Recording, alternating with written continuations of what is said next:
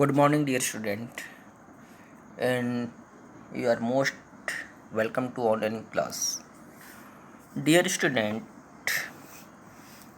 Last video में आपने पढ़ा था क्लासिफिकेशन ऑफ रिसोर्सेस, जिसमें on the basis of ownership उसमें आपने पढ़ा था individual, community, national and international के बारे में. Today's your topics on the basic of development, मतलब विकास के आधार पर डेवलपमेंट कैसे होता है. तो आप ये फिगर देख रहे हैं, डेवलपमेंट्स किसी चीज़ का जब डेवलपमेंट होता है तो वो विकास करता रह जाए. ये स्टेप बाय स्टेप देख रहे हैं, जो आपको जो एक ग्राफ के हिसाब से देखेंगे तो ये आपका ऊंचा दिखाई देते जा रहा है. ये सीढ़ी जो है मतलब डेवलप कर रहा है. नाउ लिसन, इसमें पहला है आपका potential resources. Potential resources are resources found in region which have not been utilized. Example, wind and solar energy develop potential in the state of Gujarat and Rajasthan.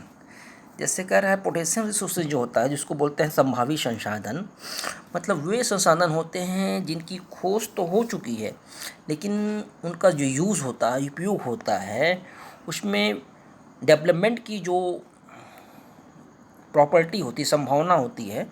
जैसे एक एग्जांपल दिया हुआ है, विंड और solar energy development potential in the state of Gujarat and Rajasthan.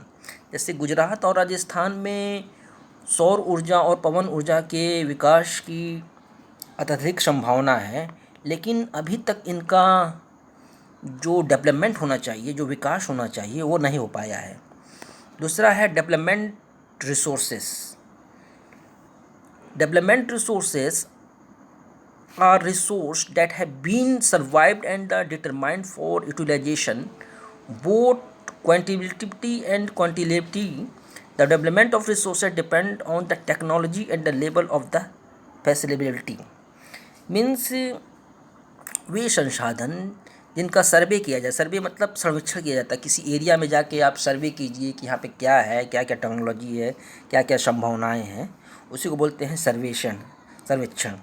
और उनके जो uses होते हैं, जिनके प्रॉपर्टी होते हैं, गुणवत्ता होते हैं, उनकी मात्रा होती है, उनको निर्धारित किया जाता है और विकसित संसाधन कहलाते हैं. इसी को बोलते हैं डेवलपमेंट रिसोर्सेस. ऐसे संसाधनों का विकास टेक्नोलॉजी और डेवलपमेंट के आधार पे किया जाता है. जैसे the development of resource depend on the technology and the level of their facility. जैसे स्टॉक मीन्स होता है भंडार. Stock refers to the material in the environment which have the potential to satisfy human need, but human beings do not have the appropriate technology to access this. Example, water is compound of two inflammable gases, hydrogen and oxygen. जैसा कि मालूम है कि water में दो gases पाए जाते हैं. वाटर इस कंपाउंड जो होता है उसमें हाइड्रोजन एंड ऑक्सीजन पाया जाता है, which could not use a rich source of energy if you had the required technical know how, hence it can be consider as a stock. Stock means होता है भंडार. जैसे कोई संसाधन हो गया, उसमें उसकी नीडेड जो होती है, आवश्यकताएँ होती हैं, उसको पूरी करती है, लेकिन जो ह्यूमन पर्सन थे उनके पास विकास के लिए उचित टेक्नोलॉजी नहीं है.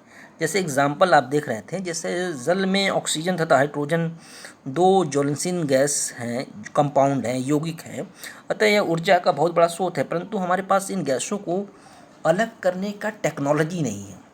इसी तरह रिजर्व मतलब किसी चीज़ को बचाना. Are the subset of the stock which are yet to the put into the use with the help of exciting technical know how these are can be used the meeting of further requirement. Example, river water can be the use for generating hydroelectricity power, but presently it is being utilized only to a limited extent. Thus the water in the dams is a reserve which can be used in the future. मतलब reserve मतलब होता है संचित करना, किसी चीज़ को बचाना. तो जैसे कोई भी रिसोर्सेस है, उसका जो भी पार्ट है उसमें उपलब्ध तकनीकों का उपयोग किया जाता है. जैसे मान लीजिए फ्यूचर में कोई आवश्यकताओं को ध्यान में रखते हुए जैसे किया जाए, जैसे एक एग्जांपल लीजिए, जैसे वाटर है, रिवर है, उसमें जल से उसमें उसकी जल की बड़ी मात्रा में हमको हाइड्रो इलेक्ट्रिसिटी पैदा कर सकते हैं, बिजली पैदा कर सकते हैं, परंतु अभी सीमित मात्रा से ही विद्युत पैदा की जाता है। जैसे फॉरेस्ट है, वहाँ भी स्थिति यही है। इस प्रकार नदियों का जल तथा वन हमारे संचित कोश है।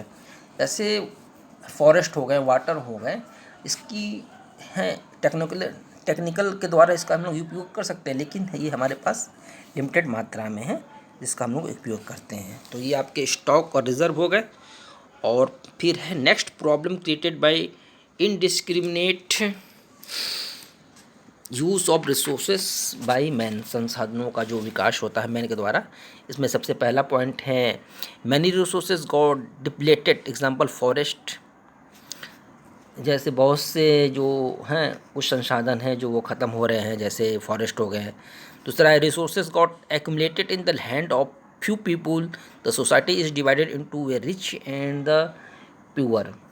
मतलब कुछ ऐसे संसाधन हैं जो सोसाइटी में के हाथों में आ गए हैं और जिसमें उसको दो भागों में बांट जाता है।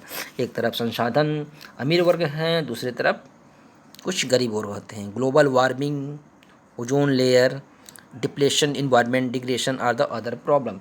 इसके साथ साथ जैसे संसाधनों के अंधाधुंध उसकी क्या हो रहा है, शोषण किया जा रहा है, उसमें इकोसिस्टम की जो प्रॉब्लम पैदा हो रही हैं, जैसे भूमंडलीय तापन, ओजोन लेयर हैं प्रॉब्लम, ओजोन के जो लेयर होते हैं उसमें उसका वो हो रहा है, उसकी ह्रास हो रही है, जिससे हमारा इन्वायरमेंट पॉल्यूशन बढ़ रहे हैं और जो हमारे और भी बहुत से लैंड में प्रॉब्लम आ रहे हैं। तो ये थे problem create by the integration use of resources.